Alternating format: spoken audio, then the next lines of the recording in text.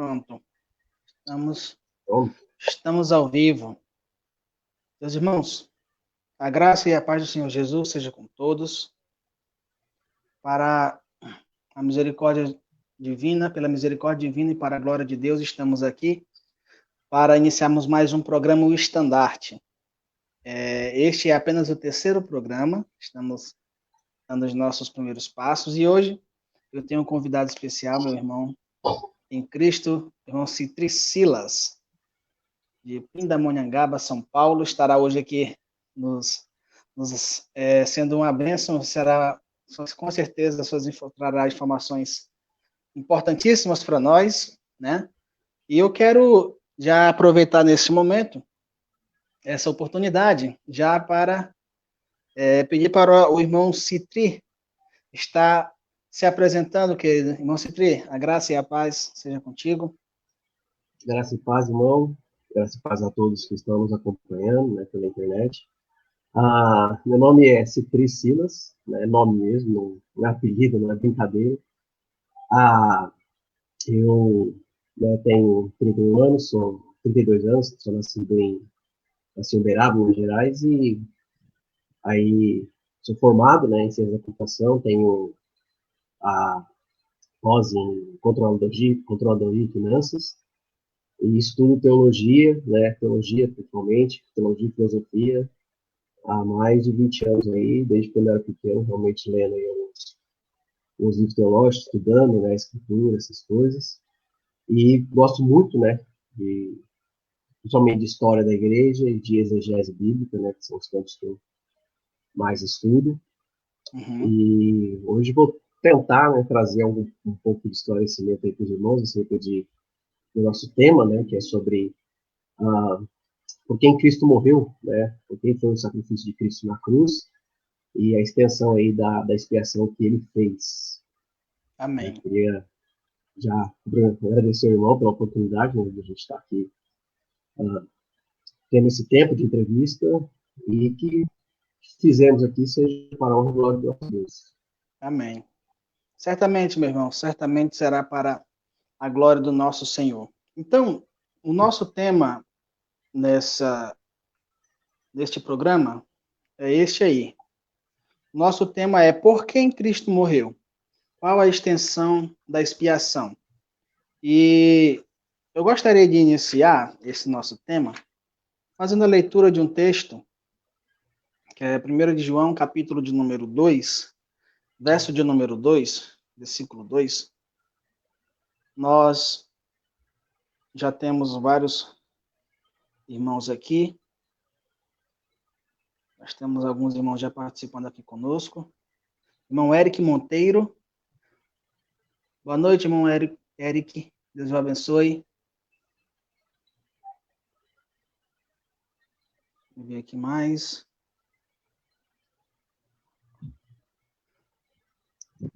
Boa noite. Eu creio que seja o perfil do casal Márcio e Érica, né?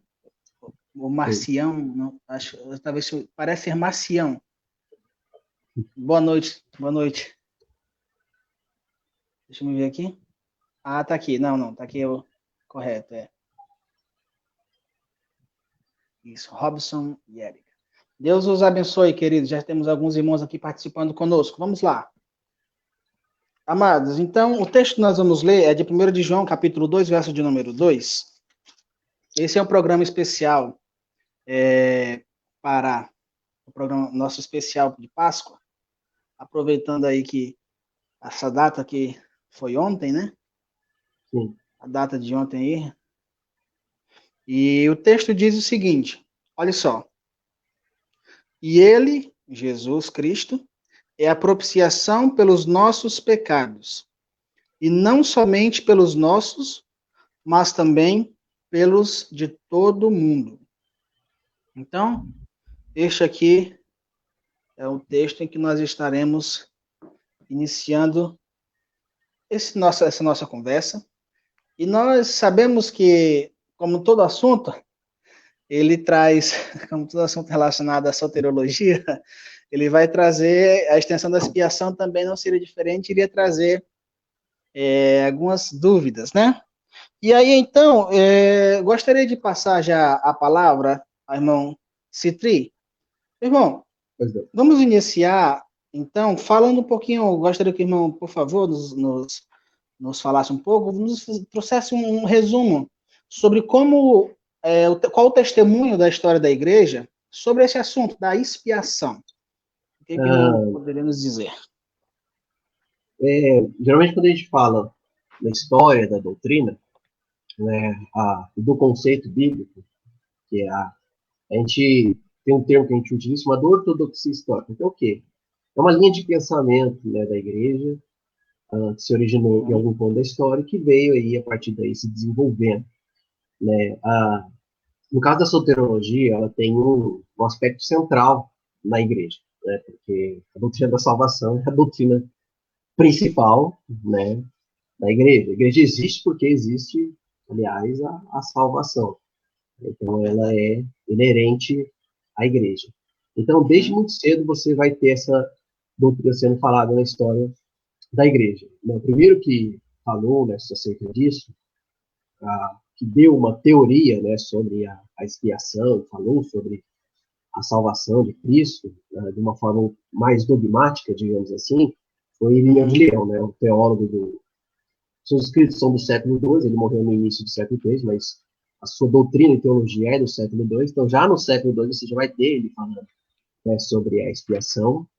Para a gente conectar com o tema, Irineu de Leão, já na primeira sessão histórica sobre a expiação, ou por quem Cristo morreu, ele vai falar que, dentro da sua teoria, né, chama teoria da recapitulação, que Cristo recapitulou a humanidade. Então, que uhum, Cristo morreu por todos os homens. Né? Então, a expiação foi feita em favor aí de todos os homens, já com Irineu de Leão.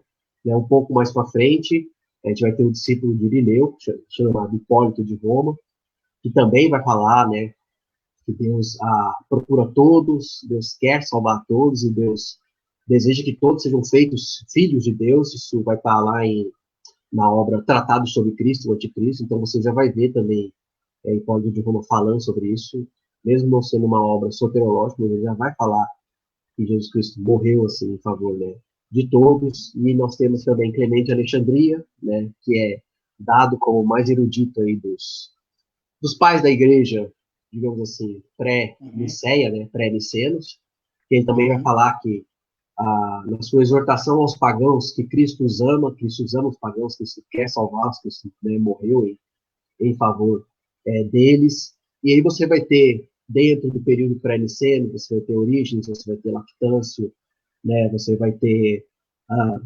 Gregório Nazianzo, você vai ter Atanásio de Alexandria, você vai ter Ambrósio de Limão, Jerônimo de Estridão, né, o famoso Jerônimo de Estridão, e vários outros teólogos, e aqui tantos latinos quanto gregos, tanto da igreja ocidental quanto da igreja oriental, que vai falar sobre o sacrifício de Cristo, e a opinião geral desses teólogos, no primeiro momento da história da igreja, é que Jesus Cristo morreu para salvar a todos, ou seja, em uhum, favor de todos, morreu por todos, né?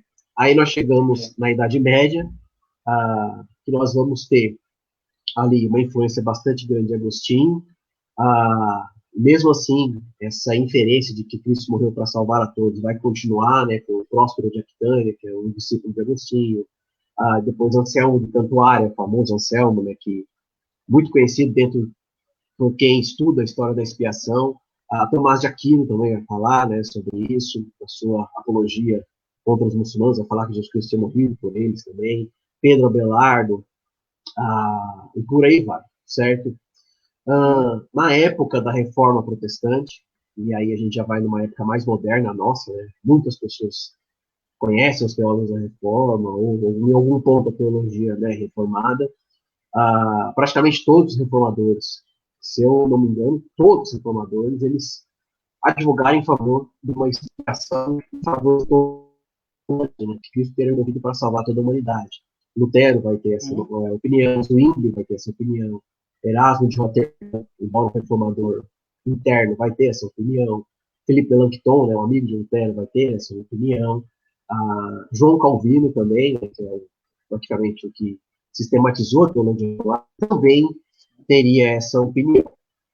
A partir da época posterior à Reforma, logo após a Reforma, você vai nascer, ou pelo menos aparecer de uma forma mais contundente, a uma opinião oposta, que é a opinião que Jesus Cristo teria morrido só em favor de alguns indivíduos, ou uma parte da raça humana, né, os denominados eleitos. E aí você vai ver essa opinião nascente ali em Teodoro de Beza, um dos discípulos de Calvino. Você vai ver também ela muito forte em William Perkins, né, um teólogo inglês.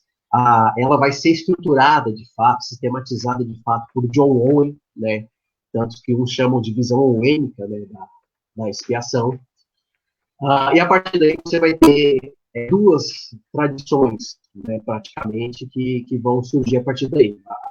Aqueles que advogam em favor de que Cristo teria morrido por todos, né, para salvar todos, e aqueles que advogam em favor de que Cristo morreu para salvar apenas alguns, né, para salvar a todos. Dentro dessa tradição você vai ter teólogos como o próprio, desde o início lá, o próprio João Calvino, Jacó Armínio, você vai ter Richard Baxter, o puritano, também a favor disso, John Davenant, famoso teólogo de Westminster, também a favor desta visão, né, até chegar agora no nosso tempo. Você vai ter mais moderno, Charles Hodge, por exemplo, Grant R. Osborne, e agora mais modernamente a Howard Marshall e outros exegetas que vão aderir a essa visão. E também você vai ter o contrário, né, como John Gill, né, que é um dos expoentes dessa visão. Você vai ter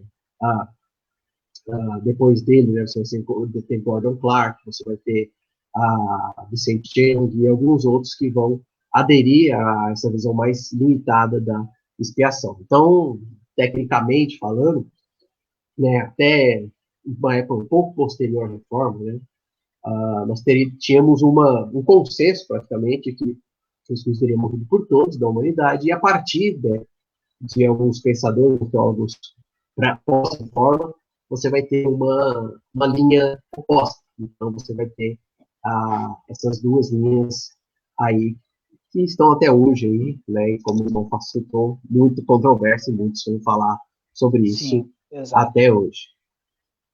Exato. Esse é um assunto que ele rende muito, justamente porque essa questão fica uma questão de relacionada à aplicação ou não. Mas se Cristo morreu por todos os que não são salvos, então Cristo morreu em vão. Meu irmão, dentro dessa questão da história da igreja,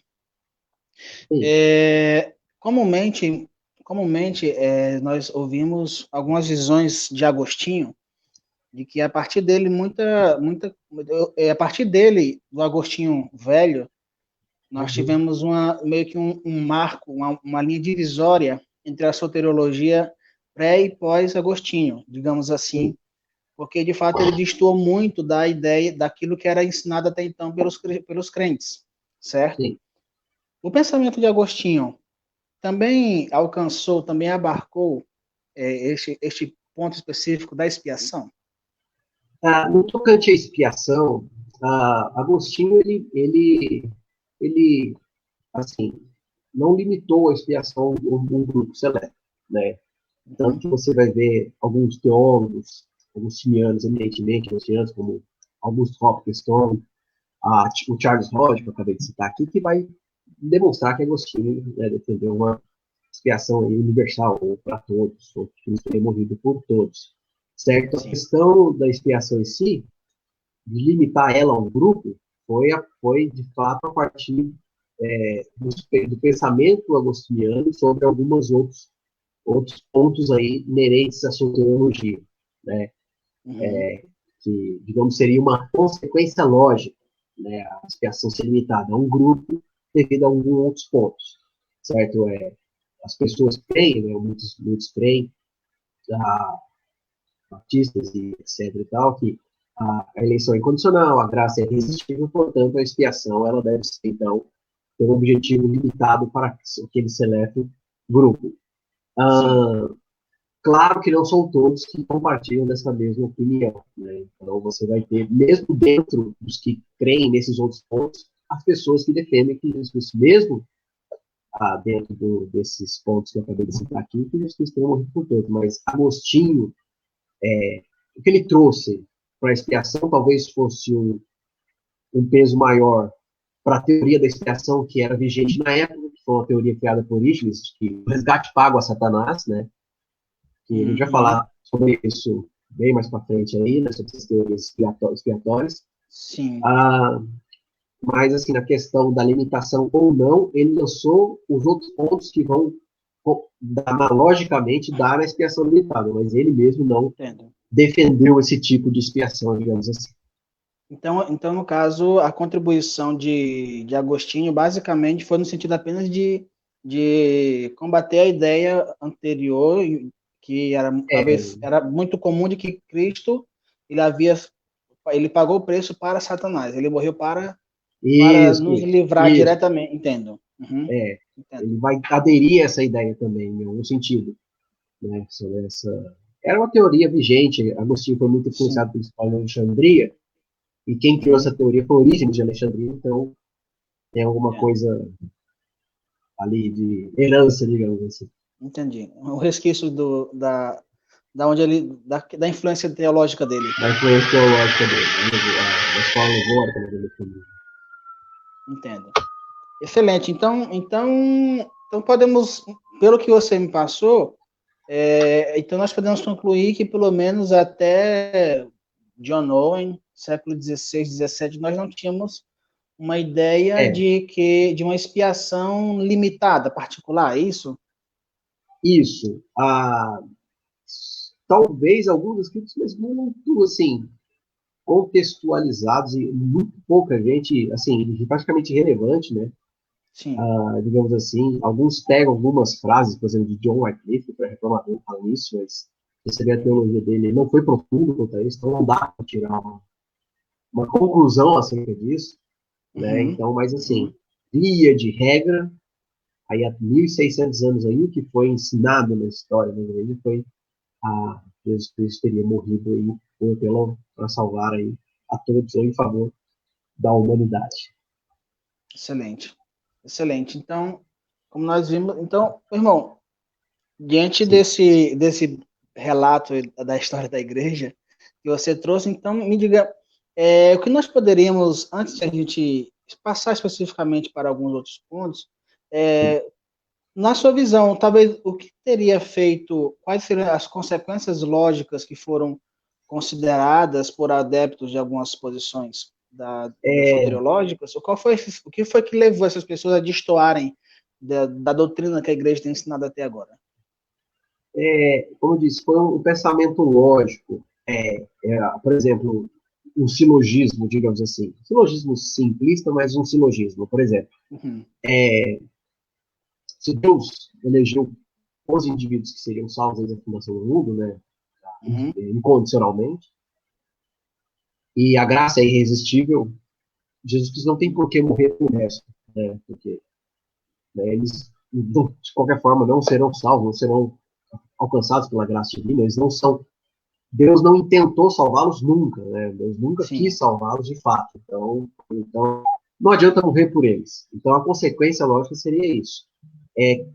Quem, digamos assim, chocou esse ovo foi Teodoro de Beza, né? E depois, um pouquinho mais incisivo foi William Perkins, e depois culminou o John Owen, que deu toda a estrutura aí do pensamento. Mesmo dentro do campo reformado, você vai ter pessoas que não concordam com essa consequência lógica. Né? Você vai ter a de R.T. Kendall, né, que vai falar sobre o quanto que os calvinistas ou aqueles reformados que aderiram a toda essa expiação limitada estavam divergentes tanto dos credos, né, Confissão de Fé de Westminster, etc., quanto do próprio teólogo que deu origem, né, ao pensamento calvinista, João Calvino, de uma forma estruturada. Então, eles, digamos assim, concluíram, né, que não tem porquê. Se não tem porquê, então Deus não vai fazer. É mais ou menos isso. Então, meio que uma questão... A limitação. É uma questão lógica. Dentro de um sistema sistemático, você para caber dentro desse sistema sistemático, eles acabaram concluindo assim, né?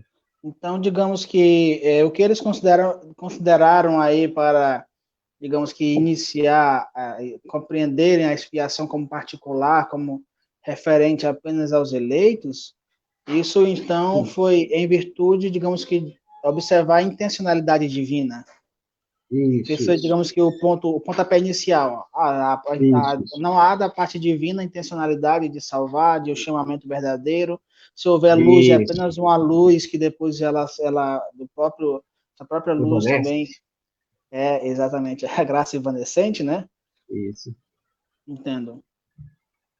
Então nós podemos, então eu creio que diante desse breve relato da história da igreja, nós temos aí então que nós podemos concluir com uma certa segurança, né, com segurança de que, de fato, então a igreja tem sempre considerado que Jesus morreu por todos os indivíduos, A né? maior parte da igreja, né, durante a história, considerou assim, e hoje em dia, creio que uma parte ainda considera assim. Uhum. Então vamos lá, meu irmão. Então, partindo da história da igreja, a gente vai continuar. Então, olha só, diante disso, como é que nós poderíamos trazer aqui para a nossa conversa? Como nós poderíamos resumir agora, então, os conceitos no sentido teológico que estão envolvidos com a expiação? Porque a expiação, ela não pode ser recortada e olhado somente ela. Nós temos muitas Isso. outras coisas, né? Então, quais são É, os principais conceitos que eu julgo que seria interessante? os conceitos, né? Quando a gente fala expiação, sempre que a gente vai falar sobre algum tema, é bom a gente conceituar e limitar o tema, para a gente não acabar falando de outros temas, né? Ou de outras coisas que não são inerentes àquele tema específico. A expiação, ela tem uma problemática semântica com ela. Em primeiro Sim. lugar, é que é o seguinte: geralmente as pessoas igualam expiação com salvação, né? É uma metonímia, né? Pegar a parte pelo todo, tudo pela parte, é um recurso de linguagem que não é desaprovável, mas quando a gente vai falar teologicamente, a gente tem que entender do que a gente está falando quando a gente fala expiação. Né? Porque você vai ter conceitos Certo. como graça é o quê? É o favor imerecido de Deus, né? Você vai ter conceitos como fé, é, o, é, é basicamente, né, o pilar aí da, da salvação humana aí no temporal, né, no tempo.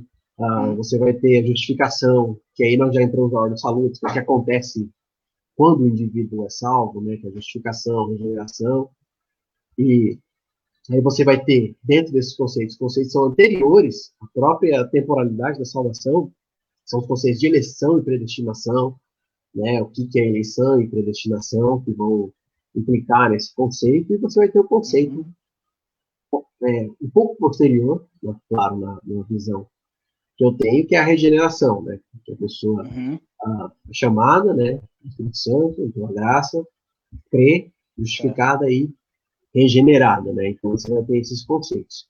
E todo esse processo é possível porque aconteceu a morte de Cristo, né? Agora, o que aconteceu na morte? A graça ela tem a fonte na morte de Cristo, né? Ela é extensiva a qualquer ser humano, tanto sendo ilimitado ou ilimitado, porque Cristo morreu na cruz. Ela, o ser humano pode crer em Cristo porque ele morreu na cruz, né? Então você vai ter todos esses conceitos e eles estão assim interconectados, mas eles não são sinônimos, né? Então a gente tem que tomar cuidado aí. E Entendi. dentro especificamente do conceito da morte de Cristo, você tem o conceito do fato da morte de Cristo, do que aconteceu no fato da morte de Cristo, do que ocorreu lá, e você tem um conceito do que acontece com a pessoa por causa da morte de Cristo. Então você tem a morte e você tem os benefícios da morte, né, que são duas coisas aí que são interconectadas, mas que não estão ligadas. E quando a gente pelo menos aqui, né, na nossa entrevista. Quando a gente for falar expiação, a gente está falando da morte de Cristo, né? Cristo morreu Excelente. por quem? É basicamente isso, né? Nós não estamos aí, nós não estamos entrando no conceito, né, de graça, graça irresistível, irresistível, da fé, quem pode crer, quem pode não crer, da Sim. eleição, a gente não entra nesses conceitos, a gente imita o conceito da própria, né, expiação. E quando a gente fala que a extensão da expiação é a extensão da morte de Cristo, né? Então, ela cobre ou expia o quê? O quanto? Né? O quem? Né? A pergunta, né, que é por quem Cristo morreu, ela é basicamente isso. Então, uma facilitação didática, até depois a gente vai ver isso um pouco mais, de uma forma um pouco mais insistente, é necessário separar a expiação, que é quando Cristo morre, da redenção, que é quando o benefício da morte de Cristo é aplicado a alguém. Então, expiação e redenção são conceitos, embora muitos achem que a redenção faz parte da expiação, e pode ser vista assim, não tem problema nenhum, mas é bom separá-los para que a gente não cometa alguns equívocos ou alguma junção de coisas que não são para serem juntadas, digamos assim. Entendi. Excelente. Excelente. Eu vou aproveitar aqui, nós temos vários irmãos que estão participando, e aí nós vamos dar prosseguimento, que eu quero que nós vamos ter uns pormenores a mais ainda. Opa, tudo bem. Olha só, nós temos aqui alguns boas noites que foram dadas, né? Deixa eu só passar aqui para ver se os irmãos aparecerem aqui. Então, só um pouquinho, tá quase lá. Porque aqui eu sou backstage, sou host, é tudo um pouco. Só um pouquinho aqui. Aqui, nós estamos certo.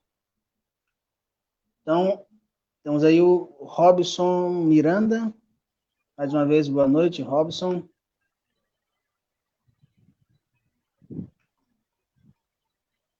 Eri, boa noite, irmãos. Graça e paz. A graça e paz, irmão Eri. Deus abençoe.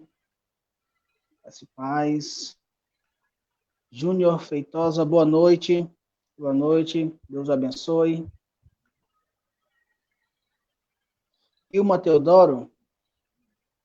Boa noite, meus irmãos. Theo e Ilma. Boa noite. Deus vos abençoe. Obrigado por estar participando. Aqui também o Lucas Maciel. Já estou por aqui. Isso, fique aí com a gente. A nossa aula hoje está muito boa. Estamos aprendendo muito com o irmão Citri. Irmão Citri, aqui nas igrejas batistas regulares aqui do Acre, tinha um pastor com esse nome, só que era sobrenome dele, Citri. Ele é seu parente? Ele é nome. Ele é meu pai. É? É. Ah, bênção.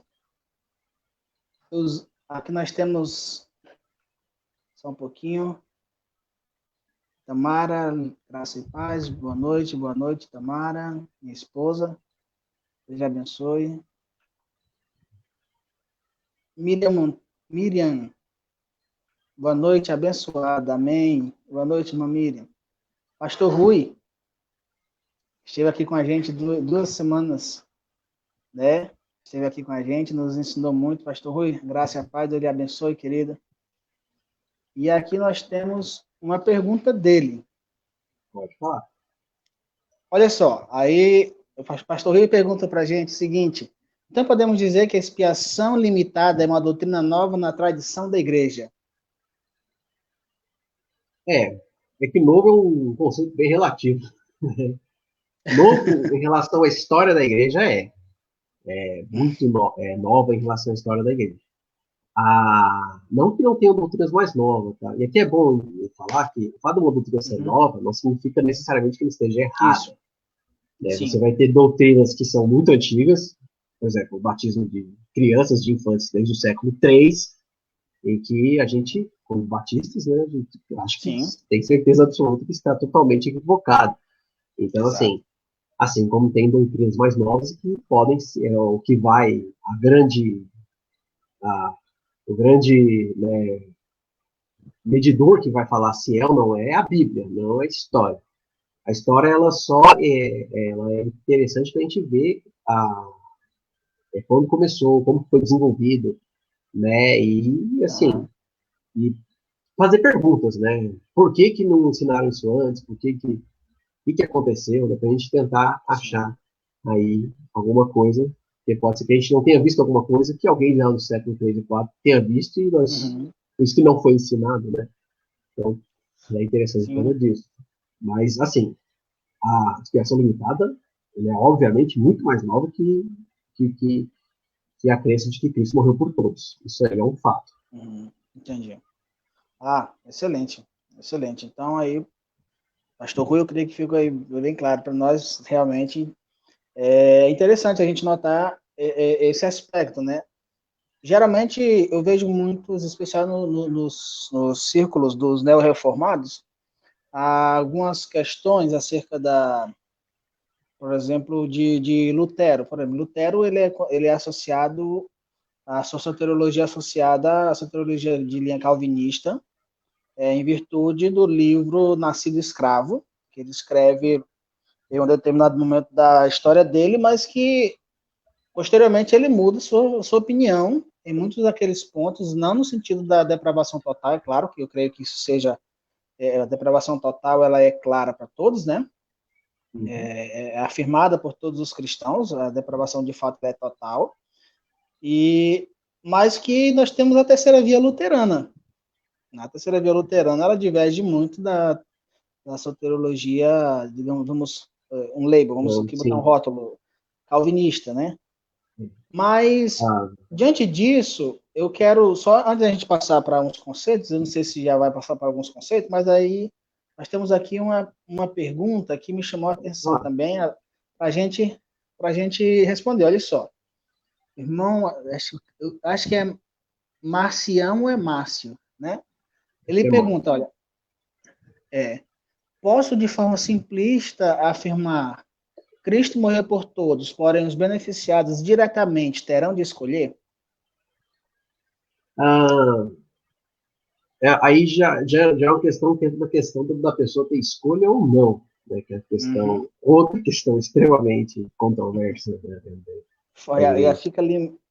É, ah, ah, tem, só para responder a pergunta, porque não está ligado as duas coisas.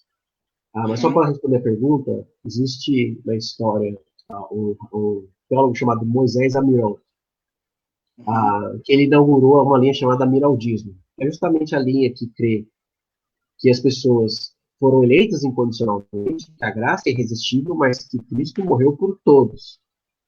uhum, Ah, geralmente, essa, até onde eu sei, até onde eu li, é a posição, por exemplo, do próprio João Calvino, né? Que é chamado de sim. calvinismo clássico, ou calvinismo de 4 pontos. Então, pode-se dizer, assim, de uma forma mais correta, que Jesus Cristo morreu por todos, é só se a expressão crerem. Seria uma forma mais correta de falar. Agora, se quem vai crer ou não é resultado de uma graça irresistível, ou eleição condicional, Uhum. incondicional, isso já é um outro assunto. Mas nós Exatamente. podemos afirmar que, né, por quem Cristo morreu foi por todos, mas quem se apropria dos benefícios dessa expiação são os que crerem. E Seria uma até mesmo resposta mais. o próprio ato de crer, se me permite, meu irmão, até o Sim, próprio ato de crer é uma resposta a uma ação iniciada por Deus. Então, sem um ato inicial divino anterior, é impossível você sequer sim, sim. vir a É, ser um beneficiado, né? a Você ortodoxia cristã, né, provar. ela vai nesse ponto, né, que independente de como que seja feito as outras partes, digamos, da salvação, a parte de crer, ela é algo que é resultado da ação da graça divina. Fora a Uhum, parte da graça divina, não existe qualquer possibilidade, possível. qualquer probabilidade do homem crer. Né? Eu acho que uma das contribuições assim que Armínio trouxe que foi interessante, entre outras, uma delas foi uma determinada ênfase especial à graça preveniente. Nós vemos a ênfase dele. sobre isso, então é interessante também esse ponto. E temos mais uma pergunta ainda. A gente vai entrar daqui a pouco no próximo assunto, mas nós temos mais uma pergunta. Vamos lá. Então, irmão Marcião, espero que a sua pergunta tenha sido respondida. Se qualquer dúvida, continue aí mandando as perguntas, viu?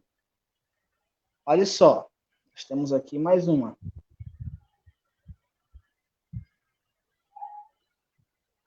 Só um pouquinho.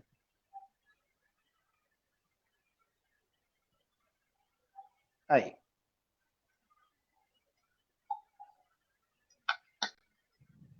Pergunta, tá aí? Olha só, Robson. Robson Miranda. Está conseguindo ler, irmão Citri? Se for pago o preço de todos, porque alguns não são salvos. Uhum. Posso responder já entrando nos conceitos? Eu ia falar isso, como já vai entrar em alguns conceitos que vão ficar eu já vou entrar nos conceitos. Então, vou aproveitar, irmão, já... Isso, irmão Robson, dá atenção aí que ele vai começar. Fique à vontade. Existem, como eu falei, são dois conceitos, que é a morte expiatória de Cristo e a aplicação dos benefícios dessa morte. Quando a gente fala de expiação, a gente está falando especificamente do alcance da morte de Cristo, por quem Cristo morreu para salvar. A expiação, ela é utilizada no Novo Testamento, né? Eu vou parênteses aqui, antes de continuar. Sempre que a gente vai falar sobre alguma coisa teológica, e há muita falta disso hoje em dia, a gente tem que atentar primeiro para a teologia bíblica, antes da teologia sistemática, que é o quê? Primeiro ver o conceito, o grego, o original, quem escreveu, a exegese, para quem escreveu, que contexto escreveu, todas essas são perguntas dentro da teologia bíblica, para depois a gente entrar na sistemática, que é sistematizar o pensamento, né? Que é pegar aquilo que a Bíblia diz e colocar dentro de uma ordem lógica, dentro do espectro filosófico e racional, e etc. Mas, assim, voltando aqui, então a expiação, ela tem as palavras inerentes a elas, né, que no Novo Testamento, os lasmos, que é, por exemplo, a palavra que aparece aqui em João capítulo 2, e seus, digamos assim, suas variações, né, que é a ilascomai, ilasterion, são todas variações dessa palavra, né, do ilasmo, quer dizer propiciação ou expiação. Então, quando fala sobre isso, a gente está falando sobre a morte, e o sangue foi para cobrir o quê? Né? Qual que foi essa morte? Ela foi para o quê? Para que o seu sangue pudesse cobrir o quê? E a gente responde que é para que pudesse cobrir o pecado de toda a humanidade. A pergunta que falta é: tudo aquilo que é expiado, ou seja, tudo aquilo por quem o Cordeiro morreu, vai ser consumado, ser salvo? Essa é a pergunta, né? Quando a gente fala de preço, a gente tem que tomar cuidado, porque a morte de Cristo, ela não foi uma dívida pecuniária. Né? A gente tem que tomar cuidado com isso. O que é dívida pecuniária? Por exemplo, eu como no restaurante, sei lá, ficou R$20. Então eu devo R$20. Então eu tenho que pegar R$20, pagar e está zerado. A dívida que Cristo pagou foi uma dívida penal, que é uma dívida de punição, né, por um crime cometido, por um pecado.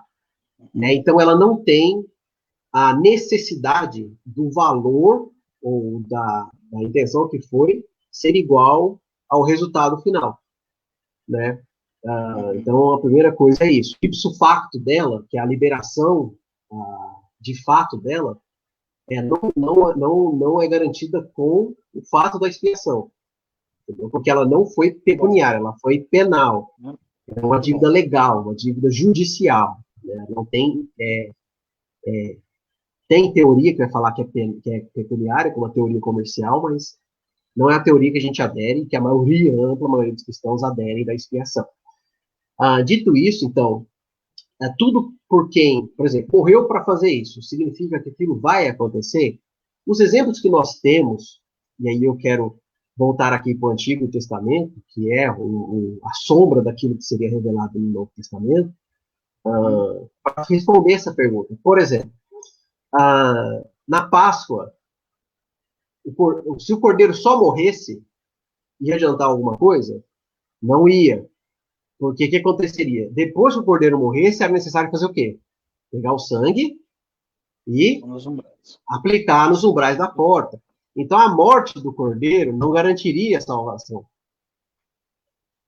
Entendeu? Então, o cordeiro morreu, mas é necessário ainda aplicar os benefícios do sangue do cordeiro, especificamente para aquela família, no caso da Páscoa, né? Quando você volta, e aí as palavras hebraicas, né, que kippah, e vai ter outras palavras, Achan, que são palavras relacionadas aí à expiação, Isso. não, kapar, né, kafar, no caso, que é da onde Uhum. deriva o kippah, né, que é aquele negócio de sobre cima, que é cobrir, de fato. Isso. Uhum. Sempre que havia a morte do cordeiro, tinha um outro ritual para ser feito, que é o ritual de espargir o sangue.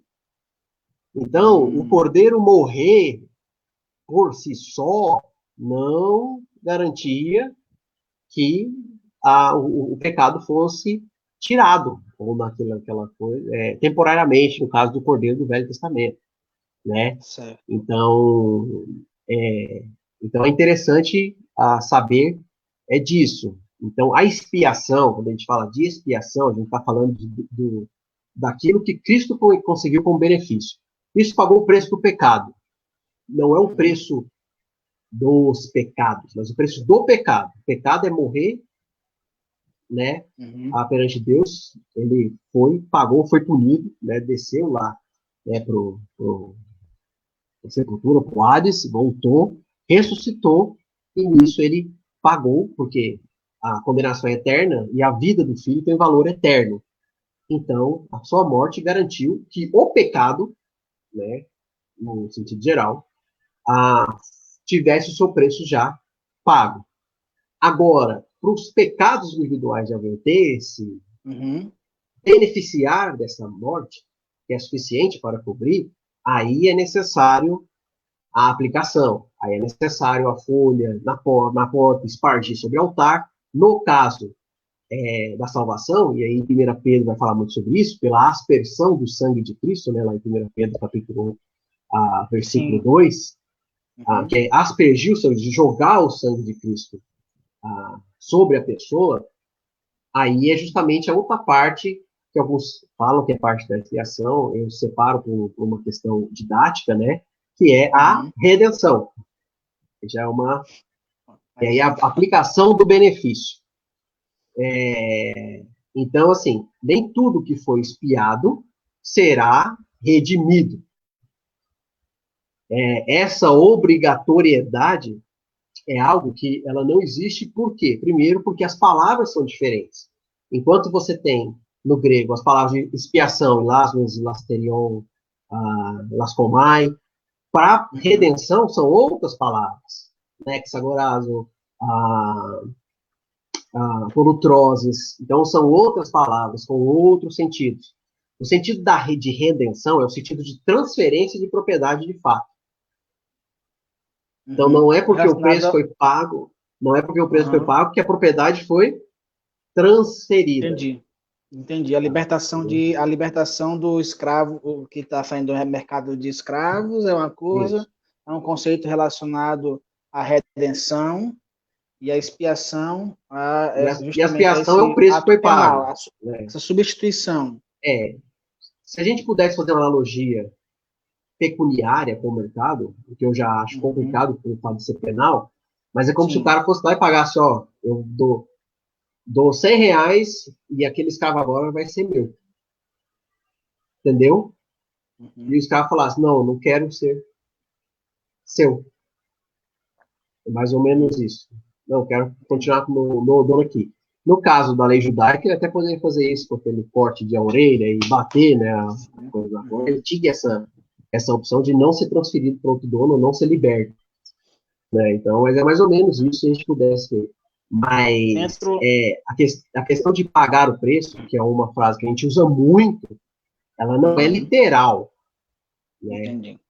Porque o sangue de Cristo tem um valor, mas não significa que a salvação é precificada, que é uma uma transação comercial. Uhum. Não, é uma, ela é uma transação legal. Né? Entendi. Entendi. É mais então mesmo a questão mesmo especificamente do aspecto particular. A aplicação da redenção, ela seria essa transferência essa É, transferência de propriedade. Você então torna-se isso. propriedade de Cristo. A gente vai ter algumas outras implicações, que vai ter aquele conceito vertical e horizontal também da expiação, né?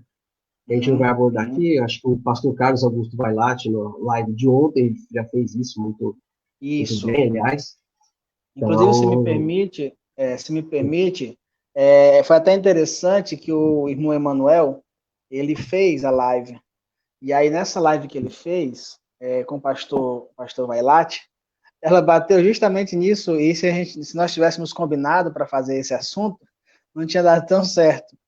Foi interessante. Então, vocês que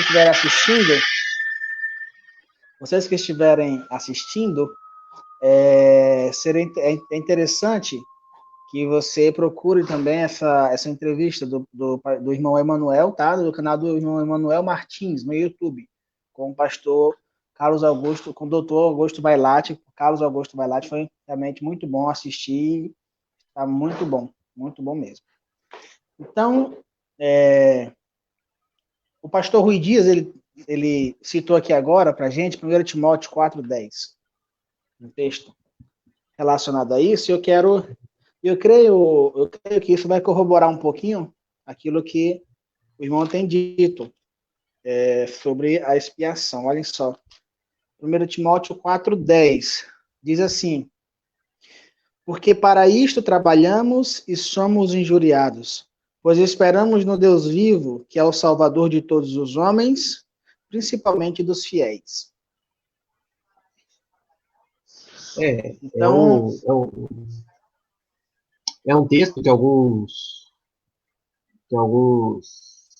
vão utilizar para defender, né, que Jesus temos por todos, porque sendo que é salvador de todos, principalmente dos fiéis, fica difícil a gente ver isso. Inclusive, muitos comentaristas aí da visão de expiação mais limitada vão acabar cedendo, né, aos textos de 1 Timóteo, 1 Timóteo 2, capítulo 4, versículo 4 ao 6, e 1 Timóteo, capítulo 4, versículo 10, vão falar, né, sobre isso. Mas, assim, o interessante de saber essa separação é porque se a gente não fizer essa separação entre a morte e os benefícios da morte, a gente vai acabar caindo ou no universalismo, né, ou numa expressão determinismo. particular. Ou determinismo também. Você também tem um outro problema aí. Só para terminar aqui, a prática da redenção também é falada, né, no Antigo Testamento, né, que é o hebraico padá, né, Goel e outras palavras aí que é de fato transferir a propriedade. Né? Então, assim, que Cristo pagou o preço para você ser salvo, pagou. Agora, se você vai ser transferido da propriedade dele, propriedade no sentido de ser alguém que participa do benefício da morte de Cristo, está dentro do corpo da igreja, aí isso já depende da sua redenção. Não da expiação feita por Cristo, mas da redenção, se ela vai ser aplicada ou não. Tanto é que muitos falam que a expiação é uma obra do Filho, mas a redenção é uma obra do Espírito Santo. É o Espírito Santo quem aplica os benefícios da morte de Cristo na pessoa. Então, você teria, no final do conceito, até uma troca de pessoas da divindade. Entendeu? De tanto que eles são, como é que fala? Eles não são equalizáveis. De tanto que eles não são assim tão juntos. Eles estão conectados. Só pode ter redenção porque teve expiação. Né? Isso é óbvio. Certo. Né? É uma obra da Trindade. E para ter a redenção é necessária a expiação. Então, elas são conectadas, mas elas não são algo assim, sinônimos ou coisa do tipo para serem, assim, tudo que é expiado vai ser redimido. Né? Entendi. Não dá para chegar a essa conclusão. Porque, na verdade, essa é até mesmo meio que a mentalidade do determinismo. Porque se ele morreu por ele, ele vai ter que ser salvo. Entende? Então é justamente essa visão determinista aí que está por trás de toda da visão de uma eleição, de uma expiação particular. Inclusive, aqui o irmão Márcio, que fez a outra pergunta, ele agradeceu, Deus abençoe pelas respostas. Aqui. Deus abençoe pelas respostas. Aí, o irmão Robson Miranda também disse, obrigado pela resposta. Creio que o mau uso de conceitos bíblicos são os geradores de seitas e heresias. Isso, muitas seitas, heresias e erros doutrinários, eles, de fato, eu creio, que no caso o irmão Citri queira incluir algo a mais nesta Olha, fala. ironicamente, eu deixo claro que não é minha posição, não concordo, mas na Bíblia do Estudo da Reforma, que é uma Bíblia eminentemente luterana, no comentário de 1 João, capítulo 2, versículo 2, ela vai chamar a expiação limitada de heresia, né? Ela vai chamar a expiação limitada de heresia, a Bíblia do Estudo da Reforma, a Bíblia que é comentada, né, por Lutero e os luteranos. Deixando claro que não é, minha opinião, né? Só uma coisa que me veio à memória agora que o irmão falou. Isso aí. Exatamente. E ainda tem mais um comentário do irmão Márcio. A parte dos eleitos ficará para um livro com esse tema. Exato, irmão. A gente vai preparar para falar também sobre preparar para alguém falar aí. Doutrina da eleição. Aí nós vamos ter oportunidade para isso também, e temos já fortes candidatos para. Normalmente é chamado uma pessoa só por vez. Vai que de repente nesse assunto a gente pode chamar até mais de uma pessoa. Com certeza o irmão Citri será um deles, né? Talvez o pastor Rui Dias esteja com a gente. Vamos incluir para estarmos aí aprendendo uns com os outros. Então a parte dos eleitos ficará mesmo para uma próxima live, viu? Irmão Océlio, aprendendo muito. Océlio Lobato de Siqueira. Bem, temos aí só mais um último comentário. Parabéns aos pastores, amém, pastor Rui Dias. Vou ficar com a família, amanhã verei a continuação, amém.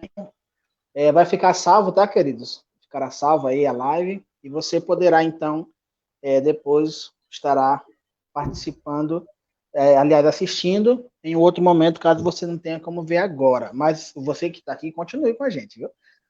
Eu quero, então, eu quero, então, que a gente entre especificamente, irmão, se possível. Pode falar. Você poderia, por favor, iniciar para a gente, então, a falar sobre algum desses conceitos da própria soteriologia que pode nos auxiliar um pouco mais? Graça, fé.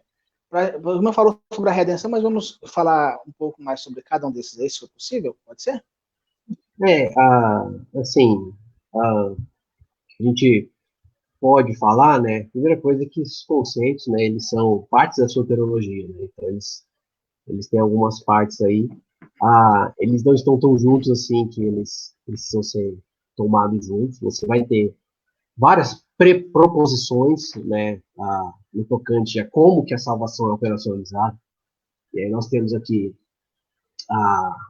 né, você vai ter pessoas que têm eleição incondicional, como né, os calvinistas, os luteranos, alguns molinistas, e os tomistas, pessoas que creem na eleição condicional, né, como os arminianos, a maioria dos molinistas, os tomistas, né, que eles creem nos dois tipos, e você vai ter graça resistível e irresistível também, você vai ter gente que crê na eleição condicional, mas não crê na graça irresistível, como os luteranos, né, que são, e além disso é uma teologia altamente sacramentalista, né, que é ligada aos sacramentos, né, salvação e perdão dos pecados vem dos sacramentos também. Você vai ter vários acrósticos, além da famosa TULIP, né, que foi forjada aí no sino de Dort. Você vai ter o TULIP, o Factus, o Roses, o TDTIP e por aí vai. Então, assim, a primeira coisa é saber que esses conceitos devem ser estudados, né, e devem ser tomados cada uma medida que a Escritura nos leva, né, para que a gente possa aí ser o mais correto possível, né. Conceitos de soteriologia, que, né, como eu já falei, que é o conceito de graça, é o conceito de que a salvação ela não é meritória, ela foi feita a partir do plano divino e é consumada a partir pelo plano divino, né? Então a gente tem que ver isso, ela é graça, ela é um favor imerecido de Deus, lembrando que não meritória não quer dizer não condicional, são dois conceitos também diferentes. Exato. Exato. Vai falar quem foi depois, né? Nós temos o conceito da fé, que é a crença mesmo. Na Bíblia mesmo, você vai ter vários conceitos de fé, né? E aqui nós estamos falando da fé salvífica, você vai ter a fé de confiança em Deus, você vai ter a fé, a piedade, você vai ter a fé como um dom específico que aparece lá em 1 Coríntios capítulo 12, que era só alguns, no caso da igreja. Você vai ter a fé comum, né? Você vai ter a fé doutrina, então você vai ter vários conceitos de fé, mas aqui é o salvífico, que é quando a pessoa coloca a sua crença, né? Reconhece que ela não pode fazer nada e coloca aí a sua confiança na obra de Cristo, né? Na obra de Cristo na cruz, que é a fé salvífica, né? E você vai ter o conceito de justificação, que é extremamente ligado à fé, né? Isso. Justificação pela fé é o baluarte do próprio Evangelho, né? Que nós somos declarados justos por Deus, né? Esse é o conceito de justificação. Claro que vai ter controvérsias aí também. Muitas pessoas vão aderir ao conceito de justificação infusa, né? Que ela é infundida na pessoa, né? Colocado na pessoa. Alguns vão falar que a justificação ela é um ato que acontece ali, e na santificação também ela continua como uma infusão da própria fé de Cristo. Então, você vai ter aí algumas controvérsias aí. Interessante, uma coisa que muita gente não sabe é que a primeira pessoa na história da igreja que propôs a justificação pela fé foi Pelágio. Né? Pouca gente sabe disso. Ele propõe a justificação pela fé, porque Pelágio pensava em dois tipos: a justificação pelas obras, segundo o exemplo de Cristo, e a justificação pela fé, que é justamente crendo em Cristo. Então, ele tinha esses dois caminhos, né? Tanto a lei e o evangelho eram caminhos para Deus, digamos assim. Mas a justificação, ela é inerente ao conceito do próprio evangelho, ela vai estar aí desde sempre na igreja. Você vai ter conceito de eleição e predestinação, que eu, né, nem preciso falar o quanto é controverso nessa parte. Você vai ter pessoas que vão linkar a eleição não com a salvação em si, mas com os benefícios da salvação, e vão linkar a predestinação não com o fato de quem você vai crer ou não, mas com a santificação, destinados para serem conforme Cristo. Entendeu? Então você vai ter pessoas que vão deslinkar da soteriologia esses conceitos, por incrível que pareça, né? E os que vão linkar com a soteriologia, que é a maioria, né, deles, que vai falar sobre ser condicional ou incondicional, e etc. E o último conceito, que é o conceito de regeneração, que também é um conceito que, embora ele seja entendido de uma forma única, praticamente no cristianismo, todos, né, falam que regeneração é um novo nascimento, é a nova vida em Cristo, etc. Ainda vai ter a controvérsia dela ser antes ou depois da fé. Ainda vai ter essa controvérsia. Então, mesmo no conceito que é basicamente aderido por todos, ainda tem uma controvérsia ligada a ele. Mas são os conceitos básicos aí da fé, juntamente com a expiação e com a redenção. A gente falou aqui amplamente sobre a expiação, né, que é a morte de Cristo. Para fazer só uma última coisa aqui. A expiação de Cristo, em algum sentido, não interessa a linha, ela vai ser ilimitada e limitada. Né? Por exemplo, quem crê na expiação limitada geralmente crê que o sangue de Cristo tem um valor eterno, tem um valor limitado. Então, se fosse o propósito de Deus, né, expiar todos, né, poderia ter sido feito. Então, ela é ilimitada no sentido do valor do sacrifício de Cristo. Mas ela é limitada na aplicação dos benefícios a um número, né, a aplicação dos benefícios não, estendidos os benefícios a um número pequeno de pessoas que são as que vão aceitar, de fato, esses benefícios. Já a expiação Uhum. ilimitada, ela é ilimitada, mas ela é limitada pela própria redenção, né, que acontece com a fé. Então, sempre vai ter um quê de ilimitado na expiação limitada, porque o sacrifício de Cristo é algo de valor, de fato, ilimitado e eterno, e sempre vai ter um quê de limitado na ilimitada, porque Exato, senão todos seriam salvos. Então tem que ter exato. alguma coisa aí. Mas, do tocante à morte de Cristo em si, né, Deus morreu, Cristo morreu na cruz, né, em favor de quem? Aí, ah, eu, né, creio, tanto pelas palavras da Bíblia, né, como as palavras que são utilizadas, mundo, todos, uh, todos nós, Uhum. nenhum, querendo que nenhum se perca, e por aí vai, creio que ela seja aberta, estendida a todos, né, tanto baseado nas palavras da Bíblia, quanto no próprio testemunho da história, em que você vê aí uma quantidade muito grande aí dessa teologia durante a história da igreja. Então, nós também partimos, nós pressupomos justamente a intencionalidade divina também, né? É Sim, interessante, sim. nós se partimos disso. Deus tem uma real intenção de salvar a todos e por isso ele proveu sabe, a expiação que ela é suficiente para todos. Inclusive tem aqui ó, a É, expiação. A pergunta aqui do irmão Márcio. sim. A expiação tem um caráter atemporal? A expiação tem um caráter atemporal no sentido, sim, dela ter sido planejada na eternidade e Sim, de que a morte de Cristo não salvou só quem veio depois, ela sim, salvou quem veio antes também. Né? A isso. gente tem que lembrar disso. Né? As pessoas no Antigo Testamento eram salvas, foram salvas pelo sangue de Cristo, simbolizado na sombra, na figura do cordeiro, né, lá imolado, dos animais que eram imolados no Velho É, Testamento. aí tem que se considerar esse desenvolvimento da revelação, né? A revelação Sim, foi, sim. foi O dada, princípio é o mesmo. Né? O princípio é o sim, mesmo de Hebreus. Sem derramamento de sangue, não há isso. remissão de pecados. Né? Você tinha cordeiros imperfeitos que foram utilizados até vir o cordeiro perfeito, que foi quem de fato aí tirou os pecados do mundo, como diz a João capítulo 1, versículo 29, né? Ele Uhum. atirou, né? É um particípio, é um está tirando, né? Então é algo que vai remeter ao passado e ao futuro. Então não é algo limitado, então tem um caráter aí é, atemporal aí, por esse aspecto.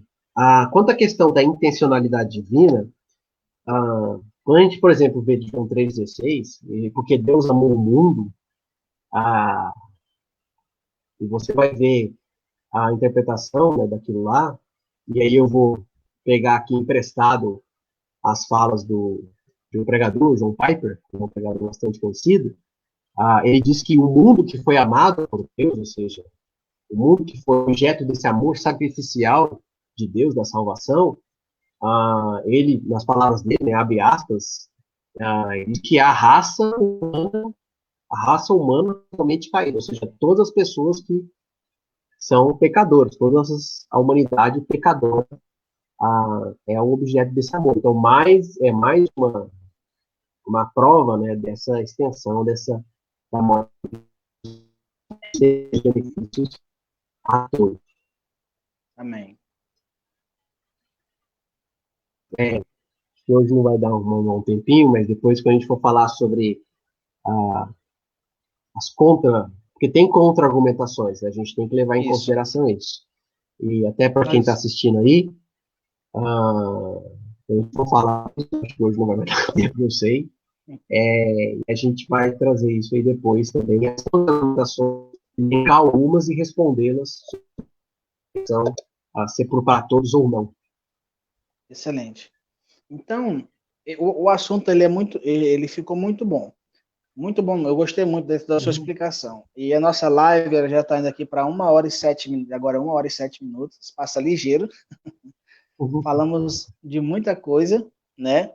Mas nós vamos fazer então o seguinte: na segunda-feira que vem, nós vamos estar Sim. dando prosseguimento a esse assunto, Tá bom. E nós vamos estar continuando a abordar este assunto da extensão, por quem Cristo morreu. E aí nós vamos, eu creio que seria interessante para nós, já para que eu vou provocar um pouquinho para a próxima semana, nós Sim. pensávamos sobre isso, nós falamos, nós tentamos responder algumas perguntas que são feitas por si, por que Deus proveu um sacrifício que fosse suficiente para salvar a todos, mesmo sabendo que Nem todos muitos, creriam. Essa é uma nem todos objeção. creriam. Essa é uma das Semana que vem eu vou objeções. responder. Isso. E aí, essa vai ser a primeira, tá? A segunda delas diz respeito ao outro lado. Vamos provocar um lado e outro. Se existe alguma relação entre a expiação e a perseverança do crente, e com relação à questão Isso do aí também é bom. cair da graça, o crente perder salvação. Então vamos provocar logo todo mundo, para todo mundo assistir juntos e vamos aqui Sim, estar participando. Tudo bem, irmão Citri? O senhor tudo topa aí com a bem. gente próxima semana? Segunda que Top, vem? top. Vou ter que elencar. Se os irmãos quiserem mandar perguntas, até para o irmão ou para mim mesmo, Isso, coloque essas perguntas como contra-argumentos e a gente vai desenvolvendo isso, na semana que vem. isso. A gente pede para os irmãos fazer assim, porque às vezes assim, no ao vivo, às vezes a gente não tem como puxar logo tudo, né? Mas aí durante a semana você volte nesse link, eu procuro meu perfil pessoal também, Ícaro, a Ícaro Alencar de Oliveira, e também do Sim. irmão Citri Silas. Você pode procurar no Facebook, pode nos mandar, tá bom? E aí nos mande suas perguntas e nós vamos trabalhando nisso aí para desenvolver para na segunda que vem, nesse mesmo bate-horário, bate-canal, Uhum. vamos estar aqui novamente com a presença do irmão Citri. Sim. Irmão Citri, muito obrigado desde já, viu? Já quero lhe agradecer aí por estar nos abençoando, sendo um instrumento nas mãos do Senhor aí, nos trazer essas informações tão valiosas. Aprendi muito hoje.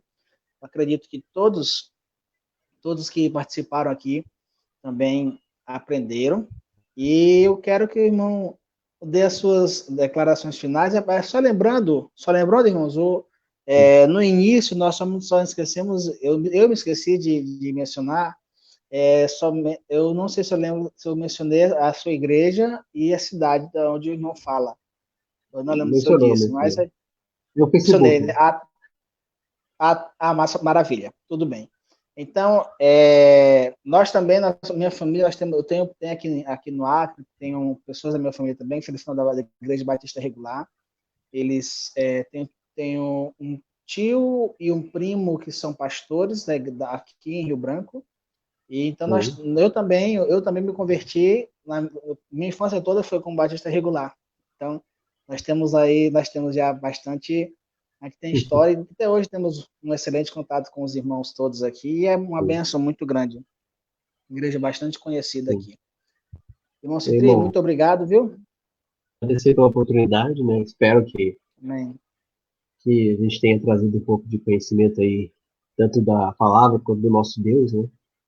Que é o que importa Amém. no final, e que as pessoas tenham, né, tido algum benefício aí com a nossa pequena conversa aqui. E Amém. também, né, lembrar que a gente faz isso para honrar o nosso Deus, né? Para que ele Amém. nos famílias.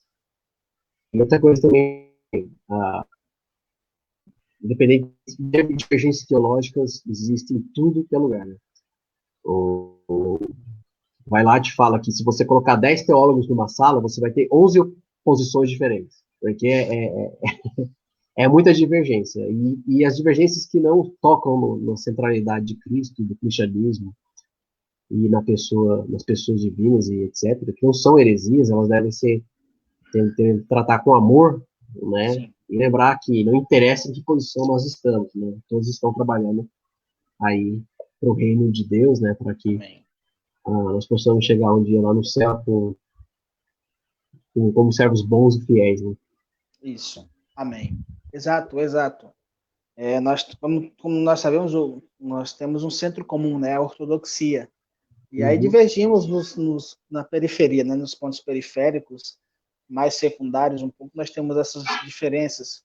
Né? Por exemplo, os irmãos que creem na expiação particular, eles não duvidam do valor do sangue de Cristo, né? Uhum. Então isso não seria uma heresia. Uhum. Nós Não. cremos que seja um erro doutrinário. Eu creio, nós dizemos assim, né? Um erro doutrinário. Uma heresia é, de fato, mudar o meio de salvação, É salvação por obras, essas coisas, de fato. um equívoco doutrinário. Isso, exatamente. Então, aqui o irmão Márcio comentou: Deus abençoe a iniciativa. Pastor Ícaro, teólogo Citri, uma semana abençoada a todos os irmãos. Amém, irmão Acho, Márcio, muito obrigado. amém. Amanhã, os irmãos, vou deixar salvo, a partir de amanhã os irmãos podem estar compartilhando, tá? Porque às vezes demora um pouco aqui, e aí para passar para a página mesmo, mas de certeza, garantido, amanhã estará na página da Missão de Fé Batista da Promessa, tá bom? Os irmãos curtam esta página. Este aqui é o site da nossa igreja, batistadapromessa.wibli.com.